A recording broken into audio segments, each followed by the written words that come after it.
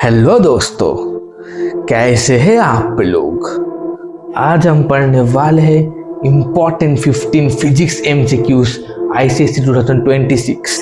ये आईसीएसई 2026 के लिए बहुत इम्पॉर्टेंट होने वाला है। क्या इम्पॉर्टेंट 15 फिजिक्स एमसीक्यूज, हम लोग फिजिक्स का 15 इम्पॉर्टेंट एमसीक्यूज देख लेंगे जो आईसीएसई 2026 में आने वाला है। कहाँ पर आने वाला है? आईसीएसई 2026 में आने वाला है। ये हर एक एमसीक्यू बहुत इंपॉर्टेंट होने वाला है आप लोगों के लिए। तो ये लेक्चर बहुत बढ़िया से देखना, लाइक और सब्सक्राइब भी कर लेना वीडियो को ज़रूर। तो चलो शुरुआत करते हैं आज का ये वीडियो। तो पहले है what is the SI unit of electric current. पहला ऑप्शन दिया हुआ है वोल्ट, फिर एम्पियर, फिर ओम, फिर कूलॉम। इसका आंसर क्या हो जाएगा बताओ तो? कमेंट बॉक्स में ज़रूर लिखना इसका आंसर। इसका आंसर हो जाएगा एम्पियर। चलो देखते हैं इसका आंसर, फिर रिवील करते हैं। देख लो बढ़िया से। Ampere, current is measured in amperes. इसका आंसर है क्या है? एम्पियर होगा। ठीक है, करंट हमेशा एम्पियर्स में मेजर्ड करा जाता है। ठीक है, ऐसे ही कंप्लीट हो गया क्वेश्चन 1। तो चलो अब हम लोग देखेंगे क्वेश्चन 2 को। क्वेश्चन 2 को देख लेते हैं बढ़िया से। क्वेश्चन 2 में दिया हुआ है the resistance of a conductor depends on. The resistance of a conductor depends on length only, material only, temperature only, all of the above. ये 4 ऑप्शन दिया हुआ है। इसमें से आंसर हो जाएगा कौन सा? ऑल ऑफ द अबव, क्योंकि रेजिस्टेंस लेंथ में भी डिपेंड करता है, मटेरियल में भी डिपेंड करता है और टेम्परेचर में भी डिपेंड करता है। तो चलो इसका आंसर देख लेते हैं। देखो इसका आंसर हो जाएगा all of the above. Resistance is proportional to length. Resistance is directly proportional to length. Resistance is directly proportional to resistivity of material and changes with temperature. तीनों फैक्टर में भी डिपेंड करेगा रेजिस्टेंस। ठीक है, तीनों factor में भी depend करेगा रेजिस्टेंस। ऐसे ही कंप्लीट हो गया क्वेश्चन 2। अब हम लोग देखेंगे क्वेश्चन 3। चलो देखते हैं क्वेश्चन 3 क्या है। A body is moving with constant velocity. What is the net force acting on it?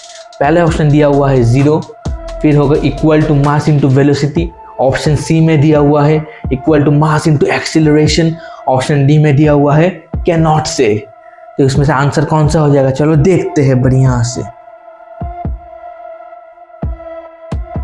तो इसका आंसर देखते हैं। इसका आंसर है 0, number A, that is 0। Explanation क्या दिया हुआ है? Newton's first law. If velocity is constant, acceleration is equal to 0, net force is 0। मतलब जब वेलोसिटी कांस्टेंट रहेगा तो एक्सेलरेशन 0 हो जाएगा।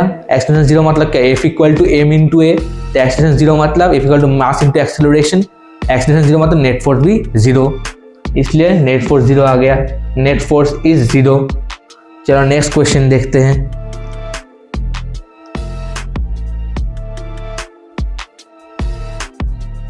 Which phenomenon explains why we see a rainbow after rain? Reflection only, refraction only। Option C में दिया हुआ है dispersion followed by refraction and reflection। Option D में दिया हुआ है diffraction। तो चलो इसका आंसर देखते हैं बढ़िया से। इसका आंसर देखते हैं। इसका आंसर देखते हैं। dispersion followed by refraction and reflection। ठीक है, इसका आंसर हो जाएगा ऑप्शन सी। इसका आंसर क्या होगा? ऑप्शन सी हो जाएगा। ठीक है, एक्सप्लेनेशन क्या दिया हुआ है? Sunlight is dispersed in rain drops and then reflected internally. Reflection in and out gives colours. मतलब सनलाइट जो होता है ना वो डिस्पर्स्ड हो जाता है रेन ड्रॉप्स में, और रेन जो ड्रॉप्स होता है उस पर डिस्पर्स्ड हो जाता है। फिर रिफ्लेक्टेड इंटरनली होता है, रिफ्लेक्शन होता है, और रिफ्रैक्शन भी होता है। इन एंड आउट दो ही होता है। उसके लिए उसमें कलर जनरेट होता है, गिव्स कलर्स। तो इसलिए हम लोग उसमें रेनबो देख सकते हैं। बहुत बढ़िया लगता है ना रेनबो देखने में, इसलिए रेनबो फॉर्म होता है। ठीक है, तो चलो जाते हैं नेक्स्ट क्वेश्चन में। When light passes from air into water, what happens to speed and wavelength? पहले ऑप्शन दिया हुआ है speed increases, wavelength increases. Option B में दिया हुआ है speed decreases, wavelength increases. Option C में दिया हुआ है speed decreases, wavelength decreases. Option D में दिया हुआ है क्या? Speed increases, wavelength decreases. इसमें से आंसर कौन सा हो जाएगा? चलो देखते हैं। इसका आंसर रिवील होने वाला है। अब देखो बढ़िया से, इसका आंसर रिवील हो गया। Speed decreases, wavelength decreases. इसका आंसर हो जाएगा speed decrease, wavelength decrease. Explanation देखो बहुत इंपॉर्टेंट होने वाला है, एक्सप्लेनेशन को फॉलो करो बढ़िया से। In a denser medium water speed and wavelength both decrease while frequency remains constant. तो हम लोग हर एक फॉर्मूला जानते हैं बढ़िया से। देखो इधर C equal to F lambda, देखो इधर लिख दिया C equal to F lambda. तो इसमें से अब फ्रीक्वेंसी तो कांस्टेंट रहेगा, देखो लिखा हुआ है while frequency remains constant. Frequency हो गया कांस्टेंट, फ्रीक्वेंसी हो गया कांस्टेंट। तो डेंसर मीडियम में क्या होता है, स्पीड डिक्रीज हो जाता है। तो स्पीड डिक्रीज हो जाएगा तो वेवलेंथ भी डिक्रीज हो जाएगा। स्पीड डिक्रीज हो गया, डाउन एरो मतलब डिक्रीज हो गया, ठीक है। स्पीड डिक्रीज हो गया तो वेवलेंथ भी डिक्रीज हो जाएगा, इसलिए वेवलेंथ भी डिक्रीज हो जाएगा, स्पीड भी डिक्रीज हो जाएगा, लेकिन फ्रीक्वेंसी कांस्टेंट रहेगा। इसका आंसर हो गया क्या, स्पीड डिक्रीजेस वेवलेंथ डिक्रीजेस। ऐसे ही कंप्लीट हो गया क्वेश्चन 5। बहुत आराम से देखो, क्वेश्चन 5 भी कंप्लीट हो गया है, बहुत इंपॉर्टेंट है हर एक क्वेश्चन। चलो हम लोग देखेंगे क्वेश्चन 6। क्वेश्चन 6 को देखते हैं। Which of the following is not a scalar quantity? Speed, mass, acceleration, energy. बोलो इसका आंसर क्या होगा, कमेंट बॉक्स में ज़रूर लिखना। मैं भी बोल दूंगा, अभी रिवील करूंगा, बट कमेंट बॉक्स में ज़रूर लिखना है इसका answer. Which of the following is not a scalar quantity? तो देखो इसका आंसर हो गया acceleration. Acceleration has both magnitude and direction, तो इस वेक्टर क्वांटिटी हो गया एक्सेलरेशन। इसका डायरेक्शन भी होता है ना एक्सेलरेशन का, इसलिए वो वेक्टर क्वांटिटी हो गया। तो चलो नेक्स्ट क्वेश्चन में जाते हैं। Question number 7, Ohm's law relates which of the following? Option A current and resistance, option B current and voltage, option C voltage and resistance, option D all 3। तो इसका answer हो जाएगा ऑल 3। बहुत आराम से देखो इसका आंसर ऑल 3, क्योंकि ओम्स लॉ का फॉर्मूला होता है V is equal to IR। इसको बहुत बढ़िया से याद रखना, बहुत इंपॉर्टेंट है न्यूमेरिकल्स के लिए भी। V इक्वल टू IR, तो voltage equal to current into resistance, this relates all 3। इसमें देखो करंट रेजिस्टेंस एक रिलेशन प्रोड्यूस हुआ, करंट एंड वोल्टेज इसमें एक रिलेशन प्रोड्यूस हुआ, वोल्टेज एंड रेजिस्टेंस देखो इसमें भी एक रिलेशन प्रोड्यूस हुआ, वोल्टेज एंड रेजिस्टेंस। तो इसका आंसर हो गया ऑल 3। तो चलो हम लोग जाएंगे क्वेश्चन 8 के लिए। क्वेश्चन 8 हम लोग अटेम्प्ट करेंगे। अब क्वेश्चन 8 में दिया हुआ है, देखो बढ़िया से देखना क्वेश्चन। क्वेश्चन 8 में दिया हुआ है, in electric current what is the function of a fuse? Electric circuit में what is the function of a fuse? Fuse में फ्यूज का फंक्शन क्या होता है? Increase current if needed, decrease voltage if too high, break the circuit when current is too large, store electric energy. इसका answer क्या हो जाएगा, चलो देखते हैं। तो इसका आंसर हो गया break the circuit when current is too large. Current जब ज़्यादा हो जाएगा सर्किट को ब्रेक कर देता है फ्यूज, यही फंक्शन है फ्यूज का। तो fuse melts when circuit exceeds safe limit. एक सेफ लिमिट होता है, ठीक है। जब करंट उससे एक्सीड्स कर ज़्यादा हो जाता है तो फ्यूज मेल्ट हो जाता है। Opening circuit to protect wiring and appliances, इसलिए सर्किट को ओपन कर देता है और वायरिंग और अप्लायंसेस प्रोटेक्ट हो जाता है, नहीं तो वो भी चला जाएगा, ठीक है। चलो क्वेश्चन 9 देखते हैं। What is the law that relates force between two charged bodies and the distance between them? ये तो बहुत आराम से कूलॉम्स लॉ होने वाला है, देख लो बढ़िया से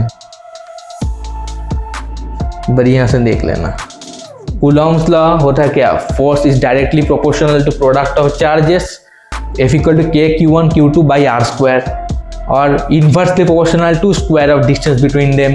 तो ये ऐसे ही होगा ये, इसलिए कूलॉम्स लॉ होगा relation between two charge bodies and distance between them. बहुत आराम से। चलो नेक्स्ट क्वेश्चन में जाते हैं। Which form of energy conversion takes place in a hydropower plant? Which form of energy conversion takes place in a hydropower plant? Option है kinetic electrical, option B potential electrical, option C में है thermal to electrical, option D में है chemical to electrical. चलो इसका answer देख लेते हैं। ये तो पोटेंशियल टू इलेक्ट्रिकल ही होना चाहिए, है ना। देख लो इसका आंसर हो गया potential to electrical. Water stored at a height has potential energy, जो वाटर हाइट में रहता है उसका होता है पोटेंशियल एनर्जी। फिर converted to kinetic when flowing, water flow होगा, फ्लो होने पर उसका मोशन हो जाएगा काइनेटिक एनर्जी में कन्वर्ट। फिर turbine drive generator producing electricity. फिर फाइनली जो टर्बाइन होता है वो ड्राइव जनरेटर प्रोड्यूसिंग इलेक्ट्रिसिटी, उसमें जनरेटर होता है वो इलेक्ट्रिसिटी प्रोड्यूस कर देगा। ठीक है, बहुत आराम से पढ़ना है इसको। Turbine drive generator producing electricity. चलो अब जाते हैं क्वेश्चन 11 में।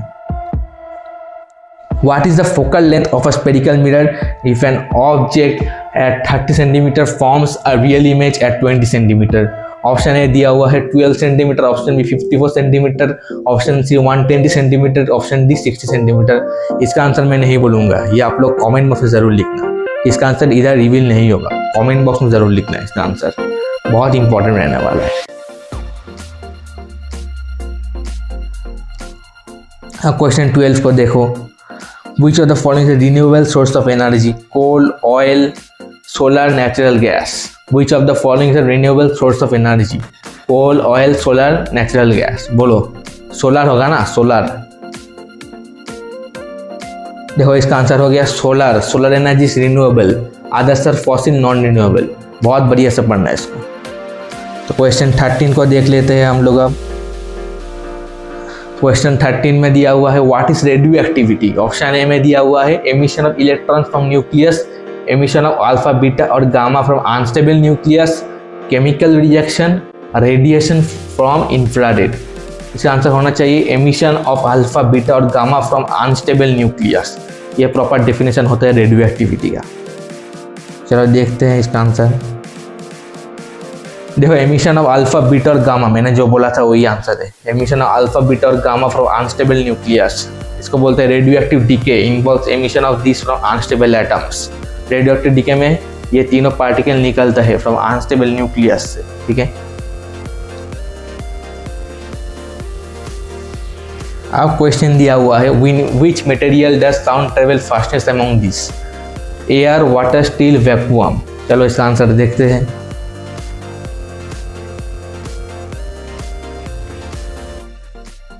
इसमें आंसर बता रहा है स्टील।